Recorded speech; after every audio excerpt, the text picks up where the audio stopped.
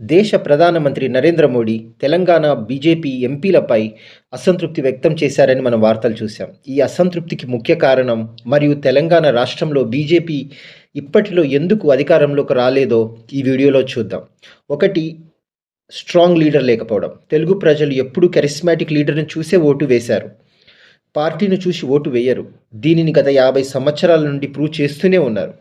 ఎన్టీఆర్, చంద్రబాబు, రాజశేఖర్ రెడ్డి, కేసీఆర్, రేవంత్ రెడ్డి ప్రజల నుండి నమ్మకం సంపాదించి సీఎం అయ్యారు. నమ్మదగ్గ లీడర్ను మాత్రమే ముఖ్యమంత్రిని చేస్తారు. అలాంటి క్రెడిబుల్ లీడర్ ఒక్కరు కూడా తెలంగాణ బీజేపీలో లేరు.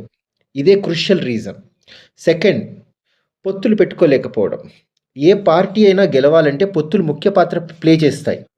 బీహార్లో బీజేపీ గెలవడానికి 4 పార్టీలతో పొత్తు పెట్టుకుంది. కేవలం 50% స్థానాల్లో పోటీ చేసింది. అక్కడ అధికారంలోకి వచ్చింది, ఘన విజయం సాధించింది. తెలంగాణ బీజేపీ మాత్రం ఒక్క పార్టీతో కూడా పొత్తు పెట్టుకోలేదు. కనీసం బీజేపీ వాళ్ళతో పొత్తు పెట్టుకునే టీడీపీతో కూడా పొత్తు పెట్టుకోలేదు. ఇంకా పార్టీ ఎలా గెలుస్తుంది? ఎలా అధికారంలోకి వస్తుంది? థర్డ్ రీజన్, హిందూ ముస్లిం డివైడ్ తీసుకురావడం. ఈ హిందూ ముస్లిం డివైడ్ అన్నది తెలంగాణలో పనిచేయదు. అలా డివైడ్ చేస్తే న్యూట్రల్ ఓటర్లు బీజేపీకి దూరం అవుతారు. అందరినీ కలుపుకుపోయే పార్టీ మాత్రమే అధికారంలోకి వస్తుంది. ఫోర్త్ రీజన్, సోషల్ మీడియాలో స్ట్రాంగ్గా లేకపోవడం. ఈ విషయాన్ని ఏకంగా ప్రధానమంత్రే చెప్పాడు. సోషల్ మీడియాలో బీజేపీ కన్నా ఎంఐఎం పార్టీ బెటర్ పొజిషన్లో ఉంది. ఇంతకన్నా అవమానకరమైన విషయం ఇంకొకటి ఉంటుందా? కనీసం ఇప్పుడైనా కూడా తెలంగాణ బీజేపీ నాయకులు చేంజ్ అవుతారో లేదో చూద్దాం. ఫిఫ్త్ రీజన్, బీఆర్ఎస్ పార్టీతో బీజేపీ పొత్తు పెట్టుకోవచ్చు అనే ప్రచారం జరుగుతుండడం. ఈ ప్రచారం 2023 అసెంబ్లీ ఎలక్షన్స్లో బీజేపీని గట్టి దెబ్బతీసింది. ఇప్పుడు కూడా అదే ప్రచారం కొనసాగుతుంది.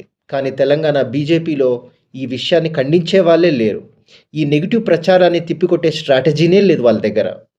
సిక్స్త్ రీజన్, నాయకుల మధ్య అంతర్గత విభేదాలు ఉండడం. ఒక క్రెడిబుల్ నాయకుడు లేకపోవడం వల్ల పార్టీలో క్రమశిక్షణ అనేది లోపించింది. ఒకరిపై ఒకరు విమర్శలు చేసుకుంటూ పార్టీని కిందకు లాగుతున్నారు. సెవెంత్ రీజన్, బలమైన కార్యకర్తలు లేకపోవడం.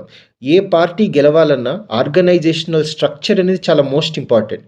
తెలంగాణ బీజేపీకి ఎన్ని గ్రామాల్లో కార్యకర్తలు ఆర్గనైజేషన్ ఉందని మనం క్వశ్చన్ వేసుకుంటే ప్రస్తుతం జరుగుతున్న పంచాయతీ ఎలక్షన్స్ మనకు ఆన్సర్ ఇస్తాయి.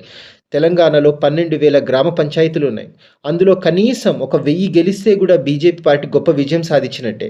దీన్ని బట్టి మనం అర్థం చేసుకోవచ్చు బీజేపీకి గ్రౌండ్లో ఎంత బలం ఉందో అని. ఎయిత్ రీజన్, తెలంగాణ ప్రజలకు బీజేపీపై ఒక ఆశ, నమ్మకం, భరోసా కలిగించలేకపోవడం. ఈ బాధ్యత తెలంగాణ బీజేపీ చీఫ్పై ఉంటుంది. కానీ రామచంద్రరావు పనితీరు తెలంగాణ బీజేపీపై ఉన్న కొద్దిపాటి ఆశ కూడా పోయేటట్టు చేస్తుంది. ఈ కారణాల వల్ల తెలంగాణలో బీజేపీ పార్టీ ఇప్పట్లో అధికారంలోకి రావడం చాలా కష్టతరమైన పని.